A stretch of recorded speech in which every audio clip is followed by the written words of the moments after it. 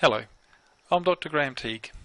This is a brief video to demonstrate two very simple techniques that you can use now to see if you have spinal imbalances. Now it's these imbalances that cause your pain, whether you have low back pain, sciatica, neck or even upper back pain. Now the first test is very simple. All you're doing is looking at your pelvic height. So all you do is look in a mirror and note if one side of your pelvis is higher than the other. Now, there are two landmarks that you can use. The first is what's called the ASIS, which are the bumps on the front of your pelvis, or alternately, you can just place your hands on top of your hips. Now, what you'll note is that one side of your pelvis is higher than the other, and this creates what's called a rotational imbalance. If your left side is higher, you have what's called an LFP, and if you have the right side higher, you have an RFP. Now, the bigger the height change, the bigger the imbalance is occurring in your spine. And also you can look at the side view of your posture, and this is what detects what's called a tilt type imbalance, where you can have a sway back where the curve in your low back is a lot greater, or you may have a flattened spine.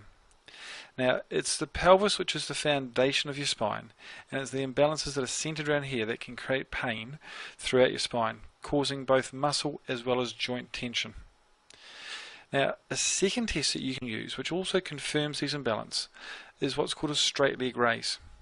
So simply lie on your back with your knees bent and then straighten one leg and raise it as high as you can until you can feel a pulling in the back of your leg or in your lower back. And then just repeat this for the other side. Now, there are two things that you will note. First, that you may find is you can lift one leg higher than the other side. Now, if this is the case, then again it confirms that you have a rotational imbalance. Secondly, people should be able to lift their leg up to almost 90 degrees. Now, if you find that you can't lift your leg up to 90 degrees, and if both your legs are similar, then you may have those tilt type imbalances. But these two simple tests indicate that there are imbalances in your spine. Now, the greater the change, the more the imbalance. If there's minimal change, then it means that your pain is very simple and very quick to remove. If the imbalances are greater, then pain is still very simple to remove, but it will take a small amount of time to return your spine to balance.